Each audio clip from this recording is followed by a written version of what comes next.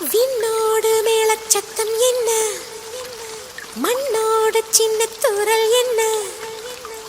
எங்கேதான் சென்றாயோ இப்போது வந்தாயோ, சொல்லாமல் வந்தது போல் இல்லாமல் போவாயோ, தப்பாமல் மீண்டும் சந்திப்பாயோ, நீ வரும்போது